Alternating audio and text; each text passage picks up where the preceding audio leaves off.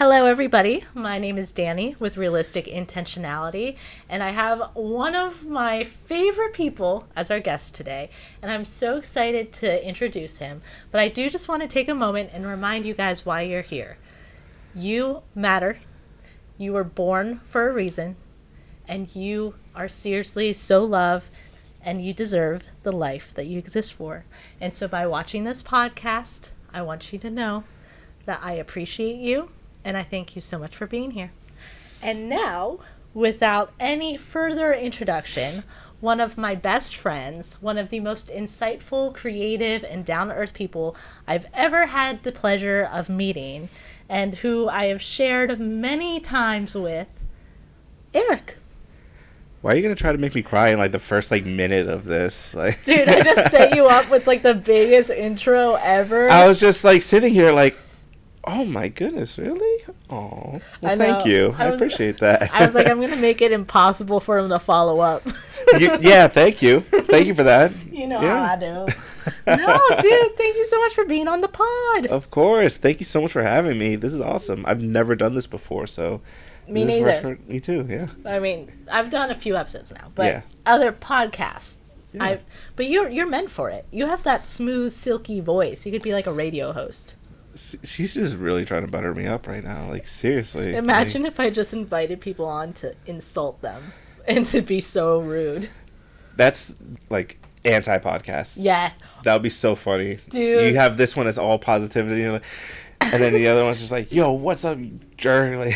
What's up, bitch? Okay, I'm glad we can curse. You heard me hold back right there. Oh, no, so, yes. I was what's up, motherfucker? So that actually brings up a brilliant point I've been meaning to talk about on the podcast. So I curse, and I upload it on Spotify as explicit, but I was recently told that I'm cursing kind of a lot for the point of it might stifle.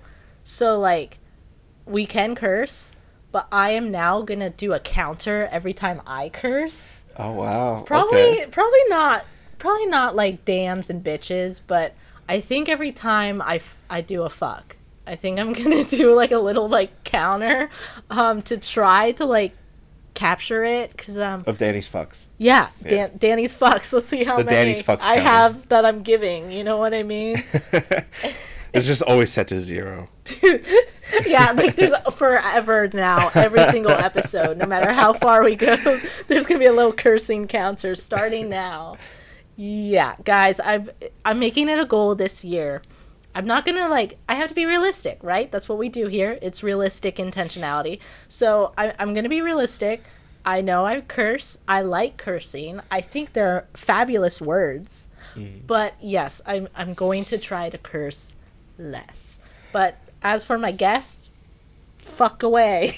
I was waiting for you to start the counter right away. I knew you were itching to do it. Go the fuck on, buddy. And there's 2. Wow, already. I think we're at 3 now from me. Well, I thought you said starting now, and then I heard 2 fucks since then. Okay. All right. We'll see. We'll do the counter. We'll figure it out. But yeah, Eric, thank you for being here. Also, I love the idea of an anti-podcast, an anti-intentionality. I might do that for April Fools. Do it, and I will take 1% of the proceeds. There we go. You'll come on as my guest again.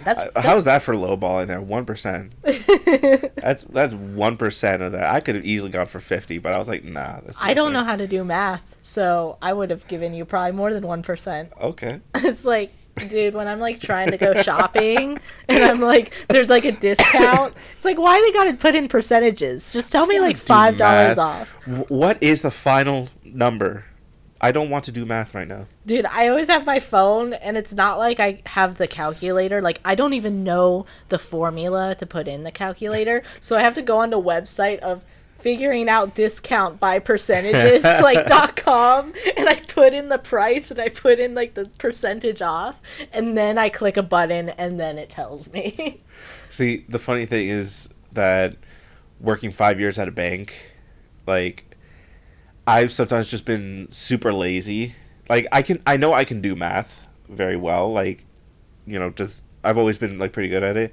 But sometimes it's such a simple thing. It's 45 plus 8, And like I'm just so lazy and worn out from doing math all the time that I was like, I pull out my calculator. I was like, I don't care. Dude, heck I'm just yeah. so lazy with it. That's amazing. It's just like what you got to put your energy into. Would there be like an old lady like waiting for you, and she just sees you using a calculator for like 50 plus 75? Oh, I would have it on my computer because I would work on like the teller and like the in the back office area of the bank.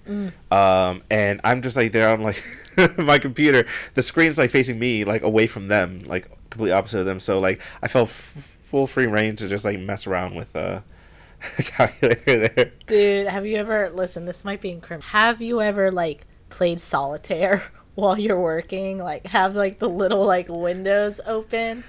You don't need to answer this. No, honestly, I have not.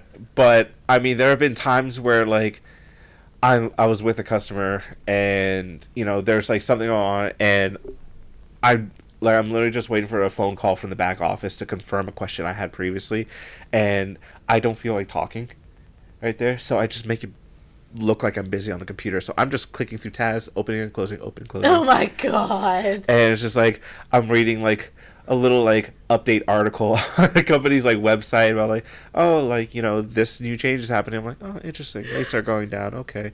But I'm like, I'm looking at it like I'm very like intensely focused. Like I'm helping you, by the way. Yeah. Okay. That's like the work equivalent to when you're like shitting in someone's like bathroom and you have nothing to read, so you read their shampoo bottles. That's like the work equivalent, reading the updates of policies. I mean, like, I always like felt good because like whenever like we'd have like our team meetings and it's like, okay guys, just some quick updates going on, and I'm just like, oh yeah, this happened, this happened, this happened. I was like, oh, Eric's caught up. I was like, oh, Eric was bored actually. Eric was bored actually. Dude, even now it's like there's something so like wrong with me, I think, because even now when I'm like working, like I'm writing a blog post or like trying to edit a podcast, I feel like I'm pretending to work. Like, I feel like I'm cosplaying as a functional person with, like, a business. Like, even when I do these podcasts, I'm like, I feel like a toddler wearing a bow tie. It's the imposter syndrome. Yeah. No, it is. And, like, it's so funny because imposter syndrome, it really is, like, the stifling, big, bad thing that can really have a negative effect on you. But it feels so silly. Like, yeah. it just feels like... Oh, like, what am I doing this? Why am I having a podcast? Why am I talking to these established people? Yeah. Yeah, no, I know exactly what you mean, too. I mean, like I said, I was working at, like, first big job that I had outside of college was as a banker. Like, this, like, before that, I was working at a grocery store. You were trusted with money. I was trusted with people's money. I was trusted with, like, small business owners' money and, like, their demands for things. And this is the first time I ever had to, like, you know, dress up, like, dress up for a job, wearing ties all the time. I had to get a whole new wardrobe for it. And then I'm sitting there, like, I don't belong here. I don't know anything. Interest rates? What are the current interest rates? I don't know. You tell me. Oh my god. Please. That's so funny. And like, I remember in high school, you know, you weren't like a bad kid or anything by any means. You're a good dude. Yeah. Eric and I met briefly once, and then we really became friends in like sophomore year. Mm-hmm. And you know, you were goofy though, you know what I mean? So for me to see like my friend that like I'll always see as like the goofy dude that I used to like go to Taco Bell and like sing fucking songs out, you know, our friend Pat's like window. I was looking at that picture the other day. Oh my god. The one where you're like yeah, hanging half my body. Yeah, hanging half my body out of the car window, and you're taking a picture of the rear view mirror that's capturing me perfectly. That's got to be like iconic. It was iconic. Yeah, that's the best word for it. It was iconic because I look back at that. I love it. My mom saw that recently and she got mad at me for it. What? Because she's like, "What are you doing?" I was busted like, for that. I was just like, we were in a parking lot. Like we weren't going like. Was that was Vinny's Pizza? Exactly, Vinny's Pizza. Right. Yeah, Yeah. man, we would walk. We were menaces to society. Dude, oh my God. In Walmart. The amount of like things that like I did personally, like in these small businesses or like also at the Walmart, dude, like I seriously went to those places tripping face in broad daylight with a bunch of teenagers multiple times. It's like, what the fuck? Like truly there was so there's another one. There's another for the counter. Yeah. I dropped another. Yeah, I was truly unhinged. And I don't know, I remember like one time I was tripping face off like something I shouldn't have.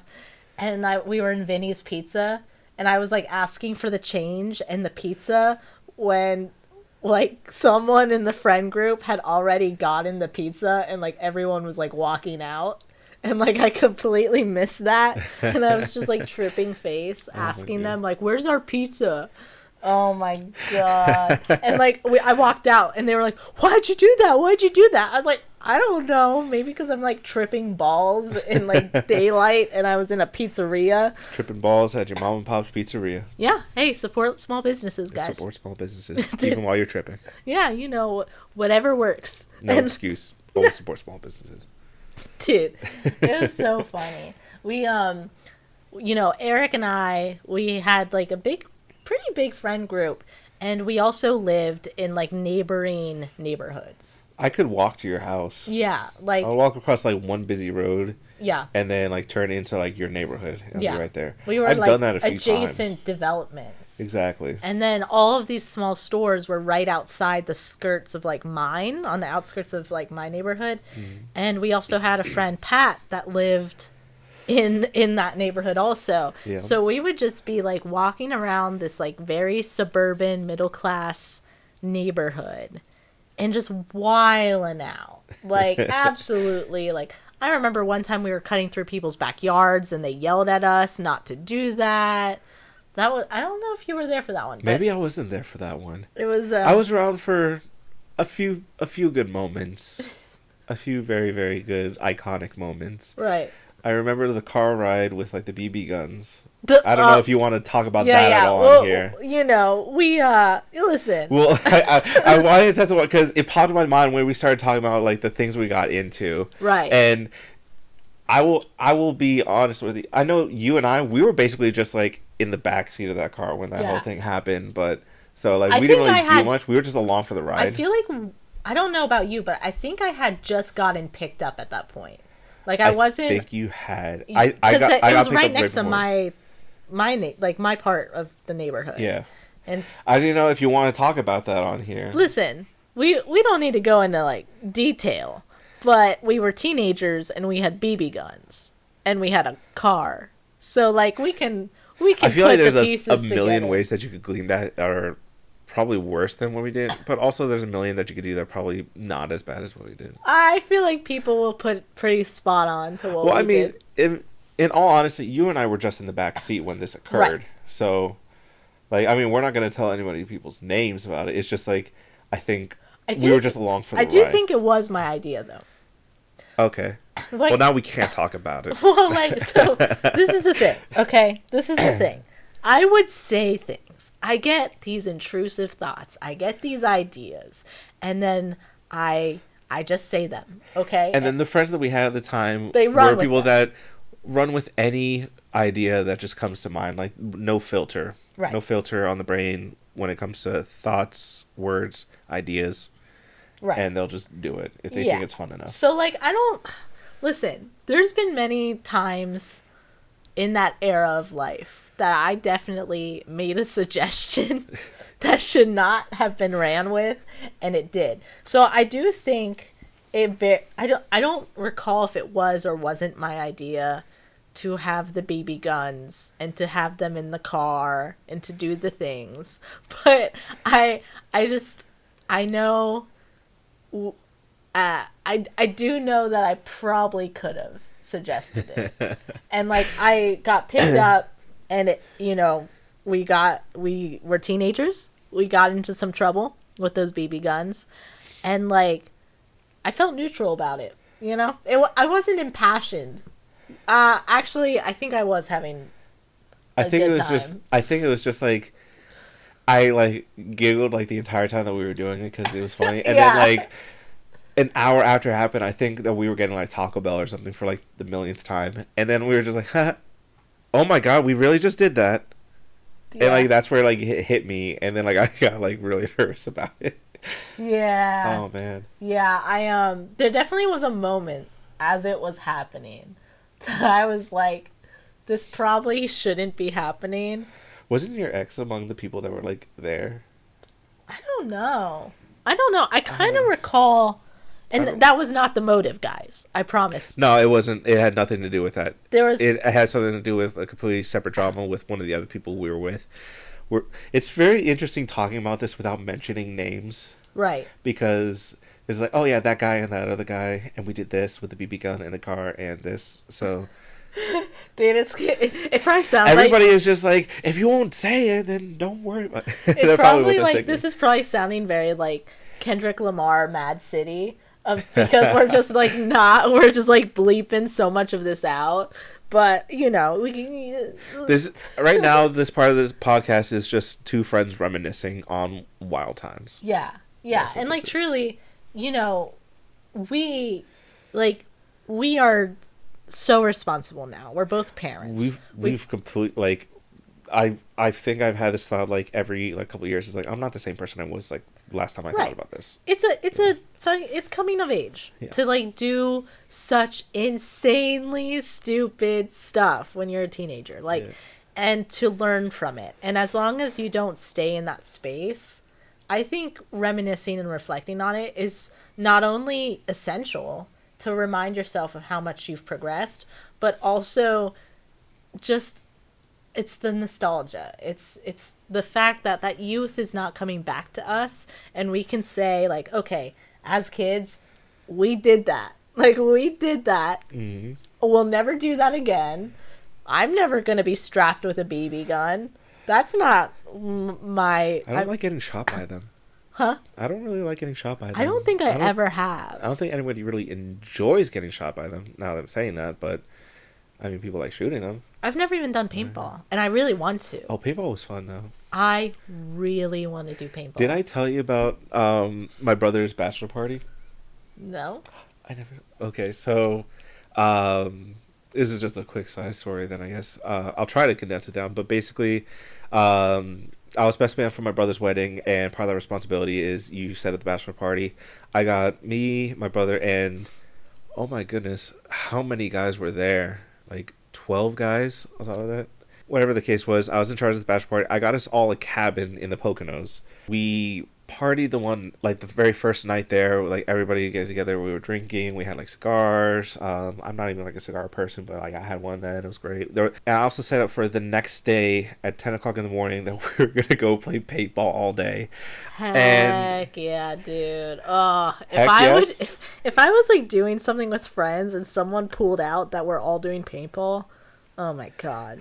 It's just the best.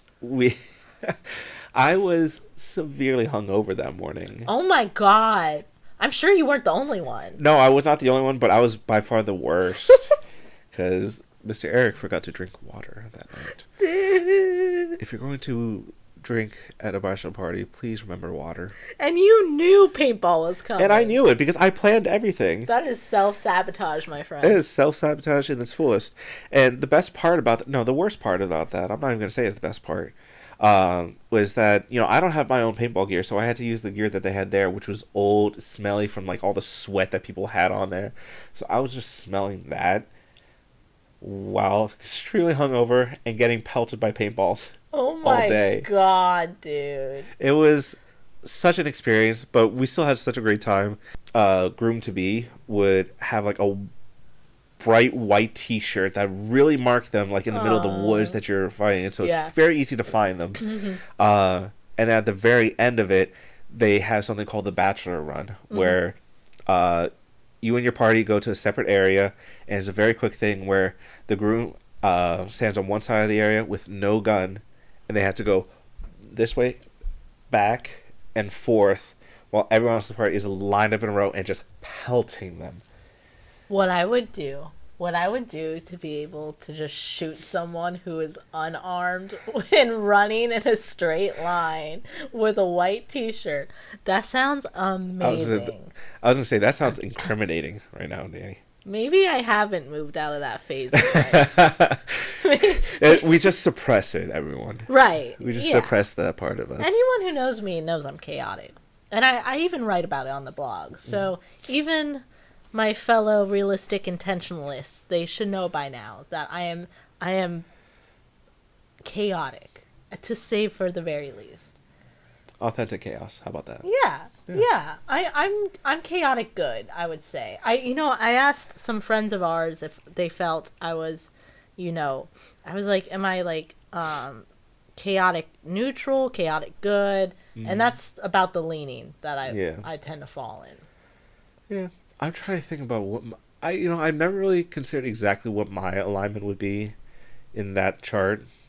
I feel like I'm somewhere like in the neutral. I would say maybe is lawful neutral one? I can never visualize it. I think it's lawful, neutral, chaotic, and then it's good, bad. Oh, true neutral, yeah. So good and bad. Yeah. Yes. I wouldn't say you're lawful good. I would say you're like, maybe like neutral good. I feel like I would probably be neutral good too, because I like just, like, I can go along, like, with people that have a little bit more of a chaotic energy. Yeah. But as far as me, in those kind of situations, I like to be more of the observer. Right. And, as long as it's something good, then, like, I can, root for them, be that supporting person. Yeah. So I feel like our high school reunion is a good example of that. Because you were good, you were vibing, but you were also, like, chilling. But when I was being chaotic, about to, like, pick fights with the dude that had my Charizard card and, like, I forgot all about that already. Confront you, dude. Yeah, dude. That was only, like, 2 months Everyone ago. said I should. Not a single person that I asked that night told me not to, but he left early. He did. Yeah, so guys, at my high school reunion, I saw someone who I've thought about my entire life, because when I was in 5th grade, I had a holographic Charizard, and we agreed to do a trade where he would give me Mew, which was my favorite, and I'd give him the holographic Charizard. But immediately, now, I was in 5th grade, and so yes, that is a deal. But then I told my parents about how I did that, and they were like, you need to get that back. That wasn't necessarily your card, because it was still kind of in the realm of also being my brother's cards too, because my brother and I are like 18 months apart. So I went to the kid and I was like, hey, I need that card back. Here's your Mew. He's like, oh, okay, I'll bring it tomorrow. He brought a fake Charizard card that was like very slappily put together, and I was like not raised to know how to like confront people or to advocate for myself. So I was just like, yeah, I don't know. Are you sure you gave me the right card? He's like, yep, that's it. And so I never really followed through, because I didn't want to get into a fight. I was very scared of confrontation. Yeah. And so he scammed me out of my holographic Charizard, and I thought about it my entire life, about how like that happened and how I didn't advocate for myself, and I wasn't taught to advocate for myself. Yeah. And so when we were at our high school reunion, like a month or two ago, I saw him. And so I asked people, I was like, would you, in that circumstance, would you confront them and ask about the card? Because I had thought about it. And I asked a bunch of people. They all told me I should, and not a single person said no, which is like so surprising. Like, not a single, like, it's like, should everyone was like, we want. Well, I think, especially at a class reunion, I think it would be cool to like see some drama happen. Yes. Yeah. Especially like some unresolved stuff from like way in the past. Yeah, literally elementary school. I think, if I'm not mistaken, like a holographic Charizard right now is like a huge like. It has like a lot of value. It was like 1,500 last I checked. Good Lord. Which is actually not. I think it's even more telling that you know the value, because that meant that like you thought about it and intentionally looked it up. Yeah, no, it's been on my mind heavy. Wow. But I didn't, because I got stuck in another side quest, because that whole night I had a million side quests because chaotic good. And I didn't end up doing it, which is very chaotic good of me. I did not confront the person, not because I didn't want to, but because I got wrapped up in chaos and I couldn't actually do it. Well, I think maybe, I mean, I don't know off the top of my head, like, all, like, the other side quests that you want on there, but from knowing you, I imagine it was, like, to benefit and, like, help other people around you. Yeah. There's a lot of things I was hoping to accomplish there. I think one of the things that I remember you doing a lot of was kind of, like, bringing people together too, because I think at one point, like, you brought over, like, one of the, like, girls that you were talking to, and, like, I ended up talking with her. Yeah. I think I noticed, like, not even, like, a few minutes later, I saw you approaching somebody else with somebody else, and then they ended up in conversation. I was just like, wow, she's really, like, kind of pulling people together. Yeah, I was really surprised at how many people knew me, which was, like, very interesting. You know, like, high school reunions, guy, like, I'm big on reflecting. That's a big thing for me. Mm-hmm. And so to go to the high school reunion and see just how many people I made an impact on was very interesting. I think it's very rewarding to, like, reconnect with somebody that you haven't really thought of in many years, and even to just have a slight conversation and gain that perspective of, like, wow, that was a lifetime ago that we've known each other. So, like, it's really interesting for that. I mean, this wasn't at, like, the reunion, but I remember I went to go see a movie with some friends of mine, and we talked about, like, oh, their younger brother was, like, going to come with, but they also want to invite some friends. And I'm like, yeah, absolutely. And then one of those friends brought their older brother, and turned out to be one of, like, the people that I knew from high school. And I just see them in there, and we had this moment where we're like, what are you doing here? Oh my gosh. And he literally jumped onto me. Heck yeah. And, like, gave me a huge hug. Obviously, we watched the movie, like, and then... What movie was it? It was an anime movie. It was Demon Slayer, the And it was in theaters? It was in theater. Yeah, that's, like, one of the biggest, like, shows right now. I mean, I know the show. I didn't know that they do this, like, strange thing that I haven't really seen. Maybe they do in other, like, animes too, but, like, they'll have, like, a season, and then they release, like, a movie that's, like, its own, like, arc that could have been its own season into, like, a movie. I kind of like that.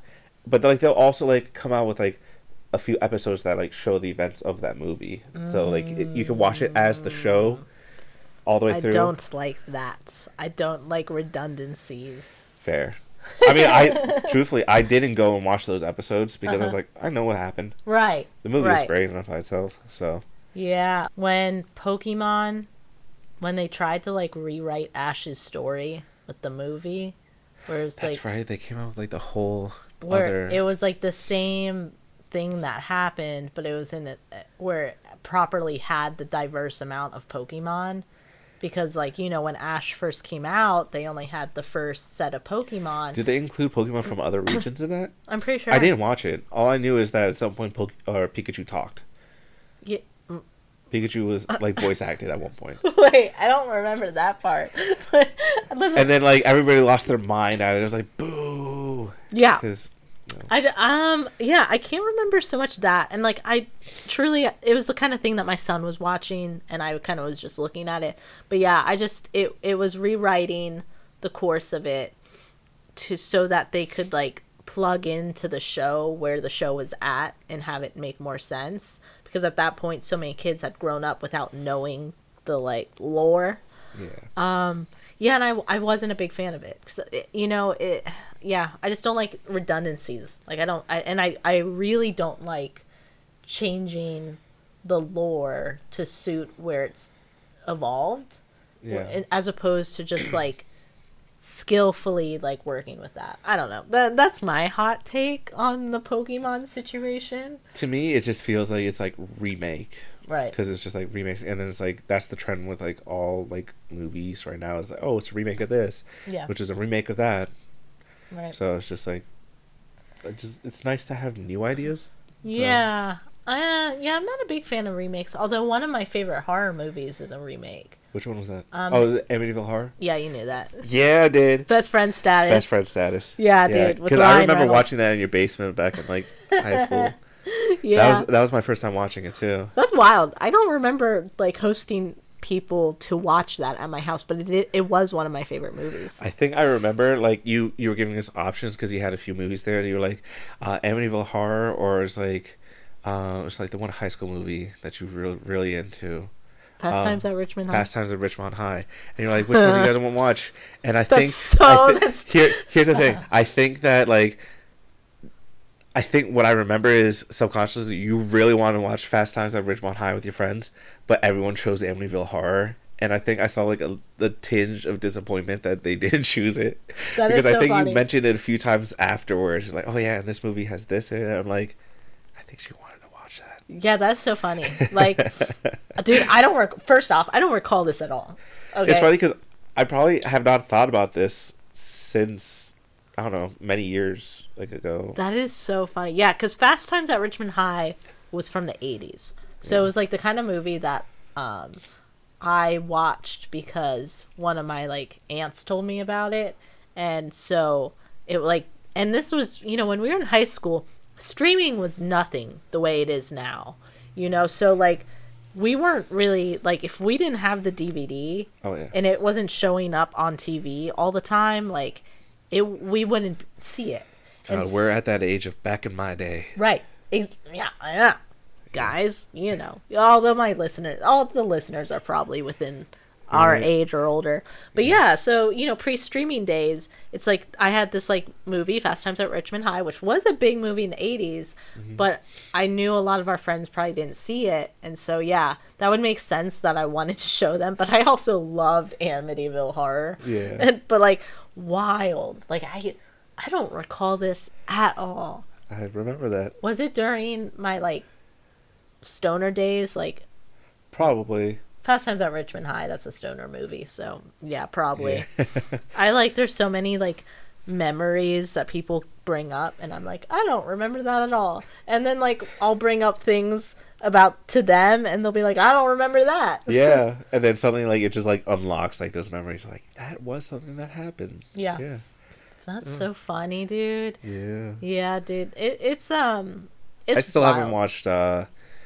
If you ever want to, at this point, I will watch Fast Times at Ridgemont High with you because I've never watched it before. I don't know. I might still have it. I don't know. So. I have a very extensive DVD collection. Yeah, that's cool. Right, and I could probably find it. I now have a smart TV, guys. I have moving on up. I know. I'm not a big TV person, and so I really like YouTube. So I don't really watch a lot of TV, and so I never felt the need to get a smart TV. But my mother-in-law got us a smart TV for Christmas. Thank you, Gwen. And so, yeah, I could probably look up Fast Times at Richmond High. We can do a movie night. I'd be down for that. Yeah. And we can all dress like we're in the 80s. That actually sounds fun. I love theme parties. Theme party where like you dress up as like somebody from like your favorite 80s movies. Dude, yeah. For me, that would be Ferris Bueller. Dude, that would be sick, dude. I love that movie so much. That would be so sick. I think the first time I watched that, it was like I stayed home from school sick. Mm-hmm. And like I was miserable. I put that on. I was laughing so hard. That was such a great movie. Yeah. I haven't watched that in so long. I have that on DVD, so I could always bring that over. Yeah, maybe we'll do like an 80s double feature. That'd be cool. Yeah. We'll make it work. Was Spaceballs 80s? Spaceballs. You watched Spaceballs. I don't think I've ever seen it, but everyone's like, how have you not seen it? Yeah. Oh, yeah. That one is an all-time favorite. Another one I have on DVD.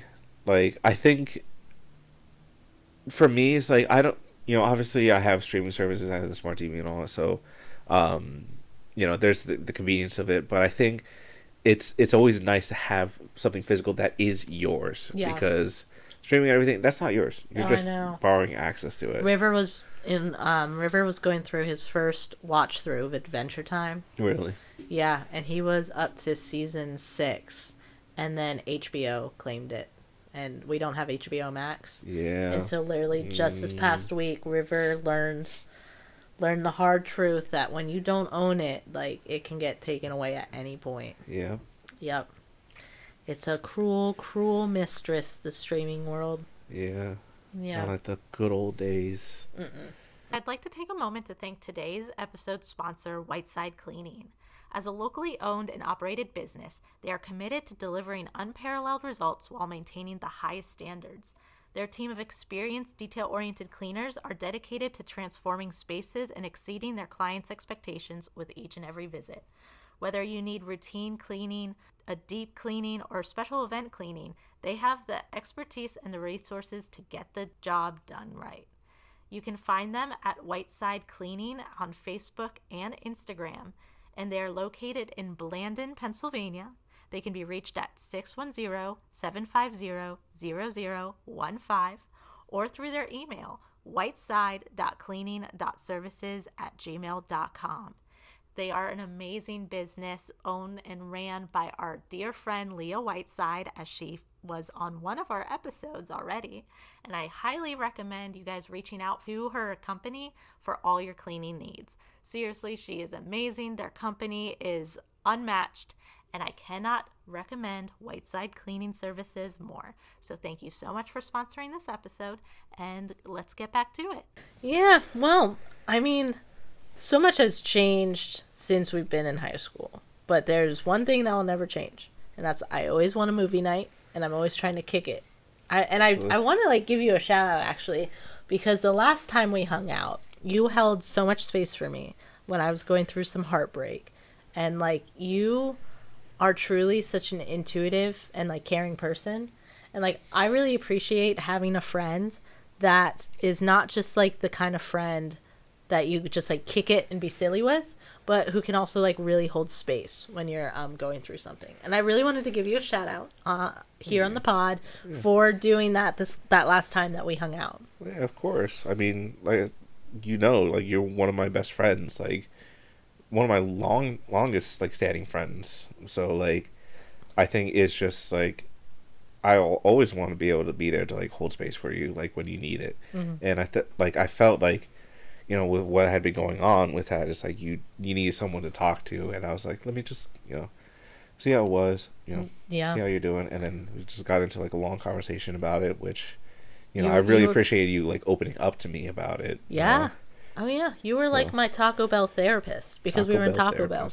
And we were getting real, and I just appreciate that so much. And when kind of going back to almost with the intentional living is being intentional with your friendships, and I want to live a life where I can show appreciation to my friends for showing up in those moments, as well as the silly ones, and you showing up on the podcast. I'm so thankful for, and I'm so thankful that we have been friends this long, and we are just probably gonna be friends for life now. We've made it this far. Absolutely. And so I'm really I'm really grateful for you, and I'm very thankful for you, and I really, really cannot express enough how much it means to me that you're on this podcast right now. You're gonna make me blush. Have this podcast is you just hyping me up, and it's me, I'm just a guy, and then talking about crimes, and we're here to talk about the crimes we commit. Just true friendship, guys, is when you can reminisce on all the crimes you used to commit, and then also appreciate each other in the moment, and then also have the perspective of just we're both parents now. Mm-hmm. I have my daughter Addie, mm-hmm. and just how different our lives have been since then, and the amount of growth that we've had since then with each thing that's happened to us, and the things that we've done intentionally for it. Right. See, I'm using the word intentionally. Yeah. See, you see, I'm using intentionally. We should do an intentional counter as well as a fuck counter. Intentional fuck. It's the balance. Both sides of the coin. Yeah, but no, it's so cool to because I remember how our lives were back then, and seeing how different it is now, all these experiences that we've had, and the fact that despite everything going on, and sometimes not having talked for months at a time, mm-hmm. I think at some point it was a year or so at a time. Oh yeah. 'Cause, that like we remain like just such good friends that like whenever we would see each other in real life or even just like talking on the phone, it was like no time has passed. Yeah. And it was just a matter of like we're excited to like catch up on things. Mm-hmm. Like I remember like I still remember like when you were still living back down in Florida, and we just suddenly got into a conversation on the phone. Like I had just parked in the gym parking lot, and Oh yeah. yeah, and we just got a long conversation. I stopped you from going to the gym. I think you were like in the parking lot. I was just in the parking lot and we were there talking for like a good hour and a half, and like my car was just like sitting there the entire time. But like it didn't feel like that much time passed because like we were just we talked about like what we wanted to like right in that moment, and then it just became us like catching up right on like what was going on in our lives. And then like an hour and a half went by. I was like, I should probably go inside and actually work out for a bit. Right. So I did actually work out. You know, I did actually make it through those doors. Good and job. get on machine work. I'm proud of you. I don't know did how that. long it was. I don't think it was very long whatsoever, but I at least did something. There you go. Yeah. I mean, and that's just something about, I think, you and me specifically, where like we've always been pretty introspective and empathetic people. Yeah. And so we're able to get deep and have those conversations, as well as the surface level, like silly, goofy, like reminiscing and, you know, talking about random like current events and like movies and stuff and pop culture. Like we also can get deep about like what's going on and where we are as people and how we've grown, and we have that ability to reflect. Mm-hmm. Which I do think everyone has, but not everyone exercises, and especially not with their friends, you know? Absolutely. And I think it's cool because I think looking back on now, like especially in high school, we didn't really have those kind of conversations back then. It was just us goofing around like with our friends and having a good time, like in a big friend group. Mm-hmm. But like it was later on in life, like that we started to be able to have like those more in-depth conversations, and I think that that's more of a testament to just like how good like this friendship is. Right. That we can, you know, have those like silly goofy moments like when we're in big groups, and have silly goofy moments where it's just us, the two of us. Mm-hmm. But also be able to recognize like maybe we need to have like a conversation just about like what's going on right now.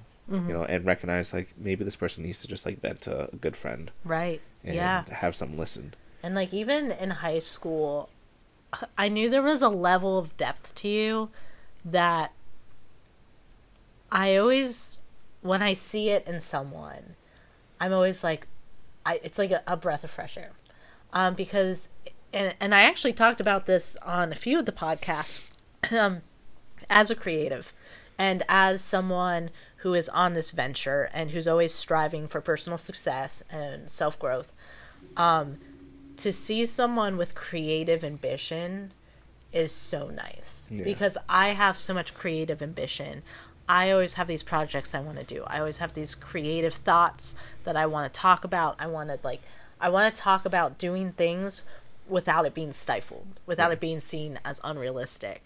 And I remember in high school you were talking about writing a book, and it was a zombie book, I believe. Oh my God. Talk about like what we talked about like a few minutes ago, where I haven't thought about that in forever. Yes. And you still remember that. Yes. Yeah, because that was a moment where I was like, wow, like he thinks like I do.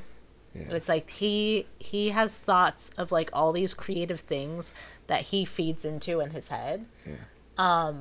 And then you allow them to be verbalized to other people. Yeah. Because obviously everyone has these creative thoughts, but like to have them and to build on them and then to speak them out verbally. And you even had some chapters written, I believe. And so like, or you at least had like the outlines at that point. I think with that one is just, I was kind of, you know, going with whatever came to mind with like that zombie little story. From what I remember, it was quite literally just like somebody like in an empty apartment and like being scared by a noise, and like I wanted to like focus on building tension for it, because I think at that point I was reading like a lot of like suspenseful books. Mm-hmm. So like I was really influenced by that, and I just wanted to do something like that. But I think what you're talking about with like the chapters, that was a completely different book idea where I started writing that in detention one day.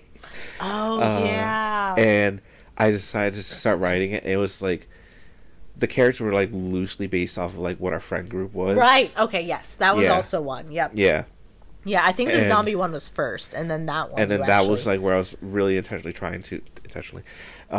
trying to like work on some like a project for it. Right. Did I ever finish that? No, Yeah. absolutely not. Because Yeah. things fall through, and I Books think are I hard. Books are well hard. for one thing, if you look any kind of like YouTube video that talks about like writing tips, one of the biggest ones is don't start off trying to write a novel right off the bat thinking that you're going to be able to do it and be happy with the results. If you do, more power to you. You are a one in a million, and no, one in like maybe 10 million, because there are like people who become amazing authors that start writing a book and things get scrapped right away afterwards, and they still go on to become a amazing writer. I think there was like the story of like Stephen King with like, I think he got so frustrated with like this first draft of like Carrie, which was like his first book, and he threw it out in the garbage, and his wife fished it out and like told him, you need to write this. Hell yeah. Someone fact checked me on that if you'd like. I think that that's the story from what I remember. I probably haven't thought about that since I was reading Stephen King in high school,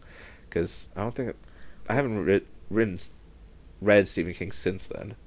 Yeah, Yeah. and you read a lot now. We were talking about it before we were recording about how you in high school you used to read a lot, and now you've been reading again. You've made it an intention to actually get back on the reading. Intention. Yeah. Fuck. Gotta keep them balanced. Yeah, exactly. It's all about balance in this podcast. No, yeah.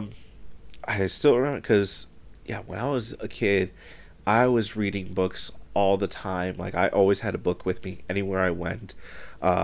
So, like, to the point where, like, by the time I was in high school, I had some cousins and, like, my aunt and uncle that moved in, like, next door to us.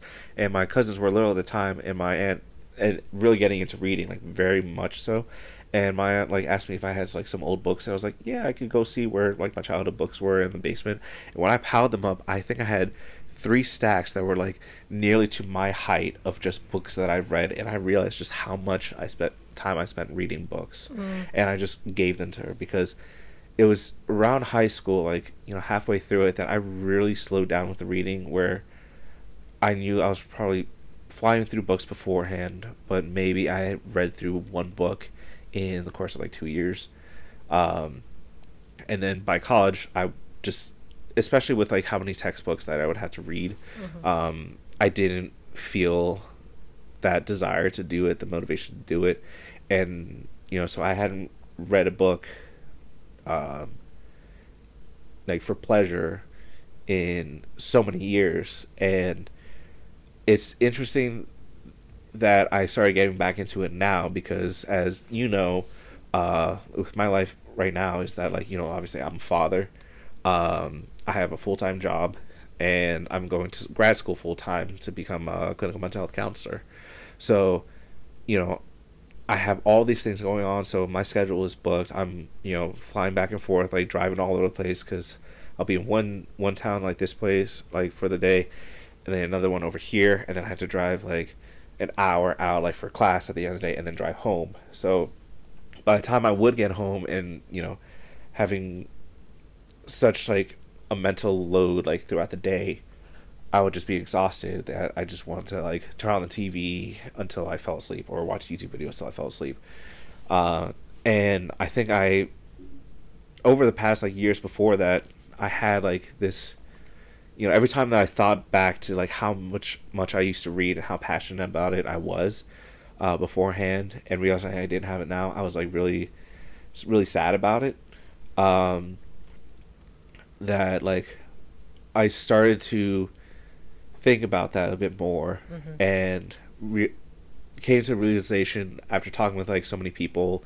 There was like one of my coworkers that I had at the bank that talked to me about like some apps that you can use to connect to your libraries and get books for free, like audiobooks for free, ebooks for free, and just have it right there. And I was thinking, well, I do like I've always wanted to see how things were with audiobooks, and I'm in the car a lot, and I'm usually listening to music. Why don't I just switch it over to an audiobook and see how it is? So I started off with like The Lord of the Rings, narrated by Andy Serkis. Nice. So already one of my favorite stories of all time, Lord of the Rings, and it's now narrated by the actor that played Gollum in it, and he's doing all these voices, and it's just such an amazing experience to hear it like this. Yeah. That it started to really kick in for me, and then I got through those books, and because they had split it up between the three at that point, and then The Hobbit, and then I kind of fell off of it for a bit, and then suddenly having a conversation with like the library apps, I got into audiobooks again and really listened to it. And then from that point on, because that was in September of last year, from that point till New Year's Eve, I had read 15 audiobooks, Wow. 15 audiobooks and a few actual physical books, because I had gotten so into it at that point that I started to actually go out and buy a physical copy of a book, even though over the years since then, like when I had bought a physical book, I would just buy it, read a few pages, and then it would just be sitting there collecting dust. Yeah. And now I'm actually, like, on top of the books that I've bought, I'm going back and finding those books that I have as like my TBR list, and going through that. And it's nice because it's being able to like track that and how much I read about it. I just feel like a lot more of accomplishment for like rediscovering this passion that I had from such a young age. Have you noticed any changes in like your creativity or your like mental function by reigniting this? I think rediscovering a passion like this, especially something like reading, it has like opened me up to being like more creative with things and think about things a little bit more abstractly. Yeah. And so I do see myself like, obviously I'm still pretty busy with everything else going on. Right. But I like the idea that I feel a little more confident that like if I get back into writing again, like that'll be something I feel better equipped to do. Right. Because I think that was one of the other things that stopped me from writing was like, well, I started writing because I was so into books, and I would feel kind of like an imposter for, you know, trying to write again without having read a book in like 2 years or 3 years or however long it's been. No, that's major. This past year I began writing the first novel of my trilogy, which I can't. Have I told you about that? I don't think you mentioned. I think you briefly mentioned. Yeah. That you got into writing again. Yeah, and I do have a few chapters of it written. Fantastic. But yeah, that imposter syndrome of like, I do read, but it's not regularly, and I typically read nonfiction. Right. And so trying to write this like dystopian sci-fi fiction novel when I feel like I haven't actually read a fiction book since like high school, that is definitely so real. That imposter syndrome, legit. But yeah, that's incredible that you recognized in that moment that was something you were missing in your life, and you decided to like set the intention to actually, do it and like just fuck. I got to say it that time. There we go. Intention. There we go. We're back balanced out. But yeah, it's that's so important because like having a hobby that is kind of like a brain off activity where you can just get in the flow state. You can just flow with the words, flow with the story, get lost in it. That is so important, especially when you are so busy with being a father, with doing schooling, with working. And like you also just shifted to a completely new career field where it's like that's gonna have so much more stress and emotional investment, because you care about it and you're going into the field that you really want to do. You need that time to like turn the brain off and tune into something outside of yourself. Yeah, absolutely. Like you said there, especially with like the career change, where like, you know, I'm not gonna say that like one or the other like was more like mentally focused on, because yeah, I had to use both of it, but I think gaining a new perspective from having such a dramatic career change, to provide context for it, I had been working the past 5 years as a banker. Um, During that time, I started grad school to become a clinical mental health counselor, um, to, you know, work one on one with people, and I'm gonna be starting like my internship and practicum very soon. And one of the things that like um, was kind of holding me back was the fact that like I needed to have a job that works with like that demand with hours, because it's like already I'm super busy, but now I'm adding another whole layer on top of it that I need to in order to graduate. So I had to unfortunately find a new job, because I gotta say I loved working at the bank. I loved the people I worked with. Everybody was fantastic. We were a great, like, close knit family, but um, you had to like gather the strength to take the leap and make a change for it. Well, when you know it's like for the better, even if like there's some sacrifice for it. And I felt like it was time to just try to take a step into like the mental health field and behavioral health field. So right now I'm working as a behavioral health technician, working with children with autism, and it has been such a rewarding experience, working with these kids when I have not worked with kids in the past, and you know, especially for the past 5 years, I'm only talking with like adults, like in the bank About banking stuff. about banking stuff. You know, you Right. want to talk about interest rates. I can still recite to you just like the terms of like our home equity lines of credit, and you know, anybody that's listening to this right now is probably just like, "What's that?" Yeah, it's fine. You know, I don't. Come see me. Come see me in my office. Yeah. Well, not anymore. I don't work there anymore. Who doesn't know about home equity, right, guys? This is now What? becoming a financial workshop. Yeah, no, I'm kidding. I'm not gonna Dude, do no, that. I'll have you on, and you can do a financial workshop. We could do that on my YouTube. We could. But yeah, no, that's incredible to be able to shift into such a selfless career, as like, you know, working with kids with autism. What led you to that choice and that path? So part of it was recognizing that, you know, when I eventually graduate and become a counselor, um, a lot of people ask me like what I want to like focus in on, and you know what my target audience will be like, what my target like clientele would be like, you know, be children or adults or adolescents, like older adults, whatever like the demographic is. I'm literally just listing age categories. There's so many different categories to consider with that. Um, Everybody always asks me, and I'll be like, I don't know. I haven't done anything in it yet, so how can I confidently say which one I would prefer to work with or not? And so I figured, well, this would be a great opportunity for me to, you know, have a very person-centered approach, that like works with like counseling, and I'm exposing myself to clientele that I've not worked with in the past, and especially one that like there's a need for it, especially like children with autism, and it's so rewarding to work in that field. And I was very nervous about it, being able to, you know, expose myself to something new and find something that like has that like rewarding factor of it. That's what really drove me to take that leap. And you know, it's only been a couple months now that I've been working with it, and it's so great.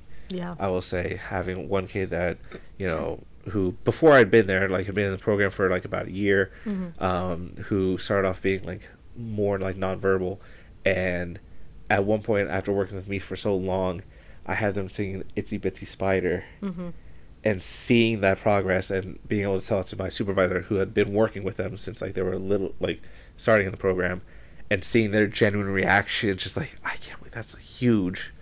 It's so nice to see. Yeah. Yeah, it's so nice to make it. You're like, saving lives. Like, you know, my brothers and I are all neurodivergent, and we did not get the treatment that we needed when we were kids, and it's had such a negative effect, us not having that that facilitated, and the therapies needed for that.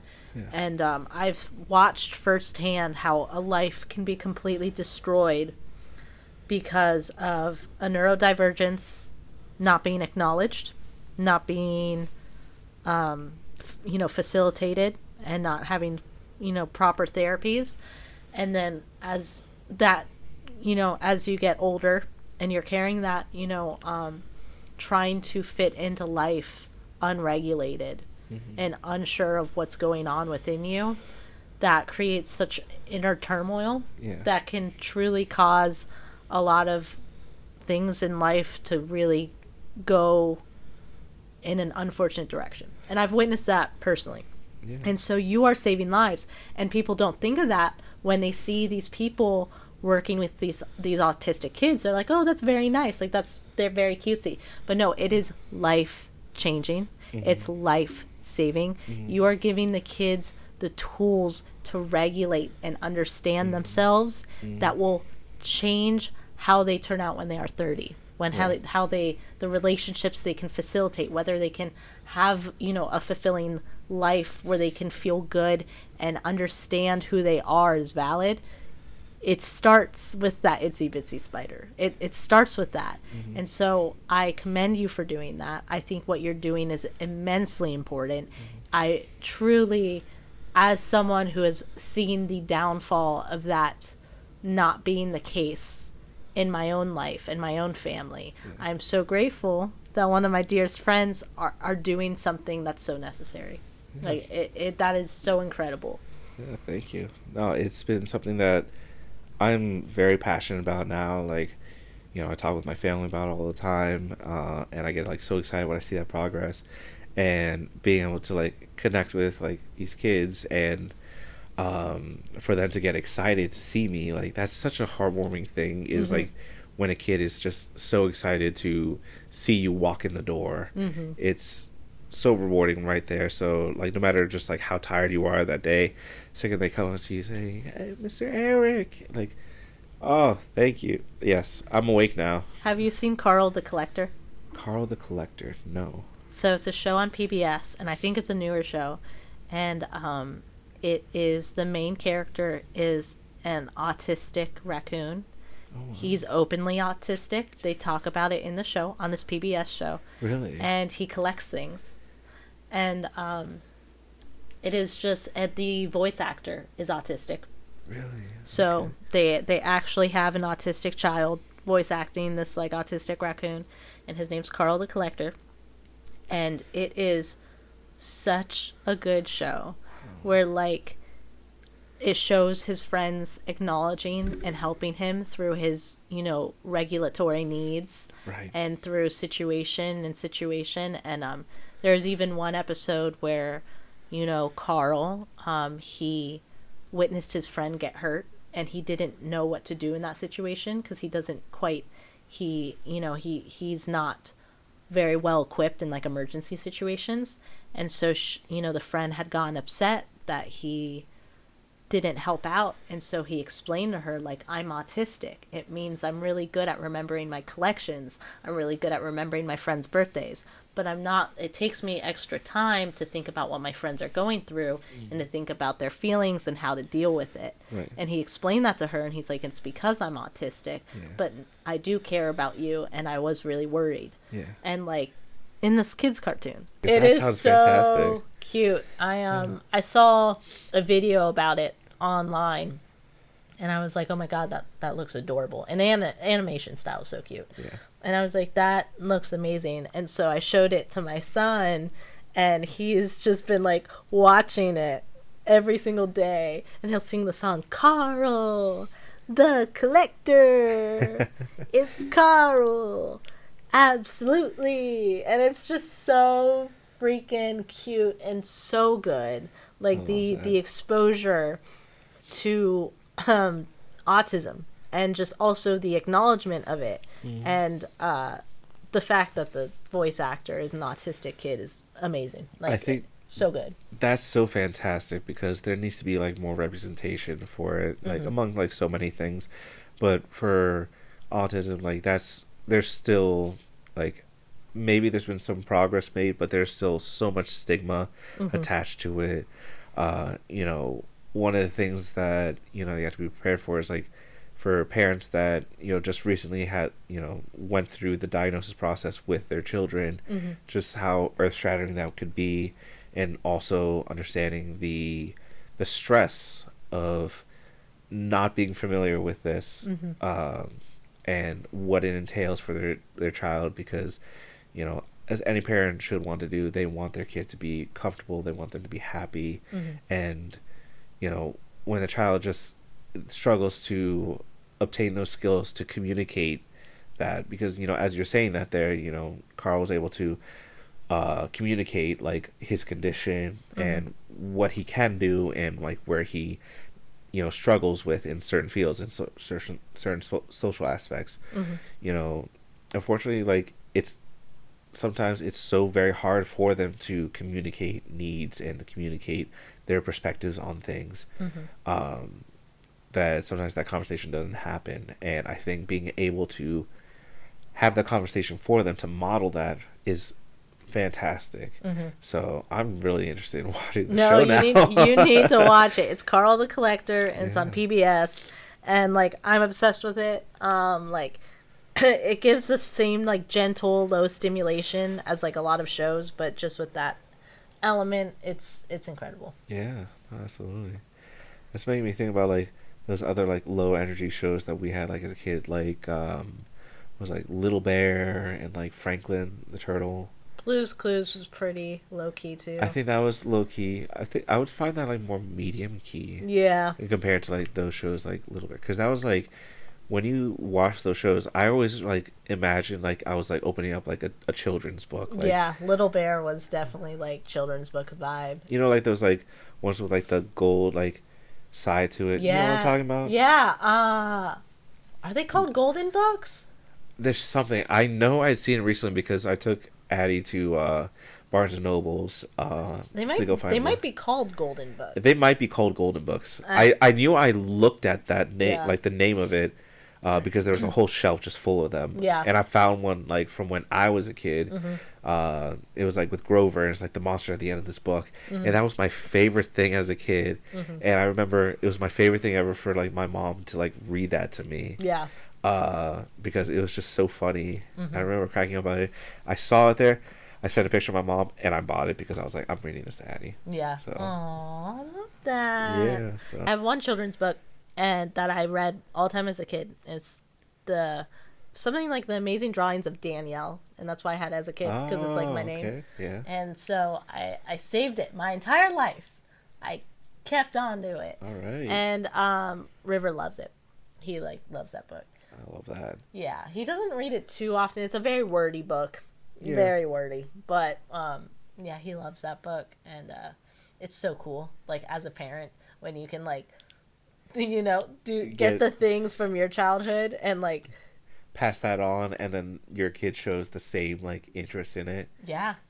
It's so good. I I had this like little snow globe from Disney when I was like 5 years old. I went to Disney and I got a snow globe, and like I literally was like filming, and I gave it to River. I'm like, look, and I had it playing the song. And it was like I was finally like, after looking at that snow globe every night of my childhood, I was like, I'm finally giving this to my son.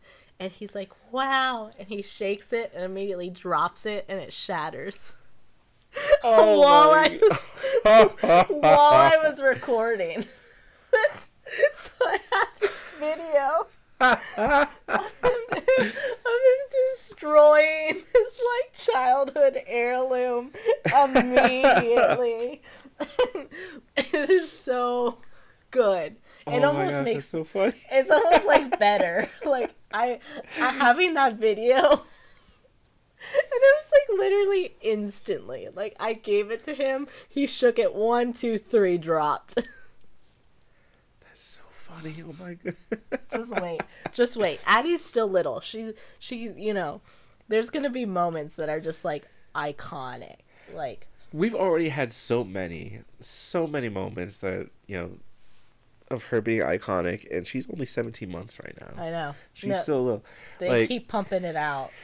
Like I try to read like a book with her before bed, just to like help like create that routine with her, intentionally. Mm-hmm. And one time, like, I had her on my lap, and she like insisted that she was holding the book, and so she takes this and she's flipping through pages. She's doing this, book, book, Oh my god. book. Oh, I love her. I was dying. I was in tears. It was so funny. It was so cute. It was heartwarming. She's so freaking cute, dude. Oh my god. Oh, tell me about it. I already have like well over 2,000 photos on my phone. I actually upgraded my I was about iCloud to say, storage. what's your storage I like? had to upgrade it, and I'm paying monthly for it because I was like, I refuse to give up all these. Yeah, they need to make the parent plan where it's like a It's like, really come on. boosted up iCloud. The parent plan is like just unlimited cloud space, please. Yeah, Because truly, seriously. I still need to, because one of the things that I want to do soon is to take all the photos and stuff that I have from the first year and just put it into like a baby book. Mm-hmm. There's like websites that I could use to do it. I just haven't got around to it yet. Dude, I still have River's empty baby book that I still need to do that with. Cause, well, that's the thing is like if I buy like the kind of like baby book that like I need to sit down, print them all out, and then put them in myself and write something about it, I'm not gonna do it. Yeah. Because I'm just too busy. Yeah. But being able to like have someone else do that for me and just like me put like my personal inputs on it, I like that idea. So that's what I'm gonna be doing like in the near future. It's just the fact that from the first year alone I have well over 2,000 photos on there. Good luck with that, buddy. Yeah. Have fun sorting through those and still picking out 500. And that's just that's absolutely gonna happen. It's gonna be like 500 books. This is gonna be like a whole novel of just You're gonna need to keep like trying to crack down, and it's gonna be impossible. It's gonna be volumes. Yeah. Just imagine volumes. Yeah. For just the first year of just life. Get a digital frame, dude. I'm gonna have to at this point. Just I remember I used to think those were so pointless, but now as a parent, I'm like, I get it. Yeah. Because you have so many. I mean, I'm talking about like 2,000 plus photos of her. I haven't even gotten to like the videos that I have of her. Yep. Just like the second she does something, I'm like, oh, gotta catch this. What if I really want to see this later on? Gotta catch this. Mm-hmm. So like, however many of those is just her just like doing, just whatever, and just me being a proud parent, like, oh, look at you. I know. Look at this. No, it's deranged. Like before you have the baby, you're like, I'm not gonna be that kind of parent, and then you immediately become that kind of parent. What's funny is I think I always kind of knew that would be this kind of parent. You just accepted it. I just like accepted it, like, because I've always knew that I would want to have kids. I always loved the idea of like being a father. I was very fortunate enough to have a great relationship with my parents growing up, and being, fortunate enough to have like a house where like there was peace and, my parents like. You had a mural in your room. I had Marvel mural, didn't you? I can't believe you remember that. I can't believe you just forgot, and I remembered that. Well, you told me about it, and I was like, "Damn, this dude had a mural in his room." So, the story behind that was I was very young at the time when I had gotten very into Spider-Man. Like that was definitely early 2000s because like You knew me. I was big on Spider-Man too. Oh yeah, that was like one of the things that we bonded over was just our love for Spider-Man. Yeah.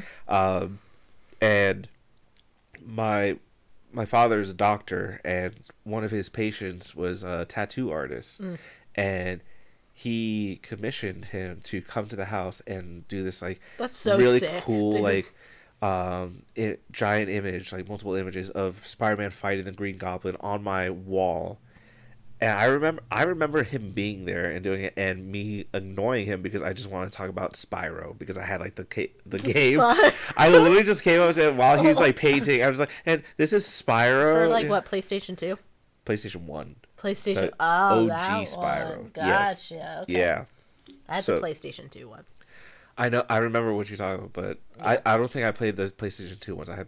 I only played like the PlayStation 1. It was hard. I think. Like I remember like struggling with it. Yeah, but yeah, I still remember I had that Spider-Man mural in my room my entire childhood, and then puberty hits and you become self-conscious of liking things that are too kiddie and stuff like that, and so that got painted over. Wait, you chose to paint it over? Or... I chose to paint it over because and let me tell you, biggest regret of my life, dude, I love that mural so much. What a loser. Well, Eric, thank you so much for coming on and Yeah. chit-chatting with me. Of And course. talking about, all the things from the past, present, and future of what you're doing. I'm so proud of you. Well, thank you. I think you're doing incredible. Seriously, I could like talk for hours about how important the work you're doing is and how amazing and creative and inspired of a person you are. Thank you. Yes. Again, she's gonna keep trying to make me blush over Yeah. and over again. As soon as the camera comes off, I'm gonna be like, "You bitch." She will. You fuck. And then she's gonna do some pterodactyl noises too. Yeah. Nah, we'll see. We'll see about. We'll see that. how the night goes. Yeah. Maybe I'll bust one out. Yeah. Thank you for coming on. Yeah. I love you. I appreciate too, you. man. You can come on anytime, and you can come on the anti podcast The for April anti-podcast. Fools. We're gonna book that in right now. So the last week of March, we'll get you back in and post it for April Fools. Yeah. We'll I'm do down it. for that. So guys, be on the lookout for the April Fools anti-pod, which is I'm just going to be rude and horrible and roast Eric. And we can just talk about self-sabotaging and nightmare fuel. Sounds fantastic to me. It'll be good. It'll be good. Guys, thank you so much for watching. Thank you so much for tuning in and being here and listening to us reminisce and talk about some amazing things that he's doing. Seriously, you can look forward to Eric. He'll come around. Please know that you are important. Please know that you are valid. Please know that you have everything you need inside of you, and that everything you need outside of you already exists in this world, and that you can use everything to your advantage to get the life that you want, because you deserve the life that you exist for. And thank you so much for being here. Bye.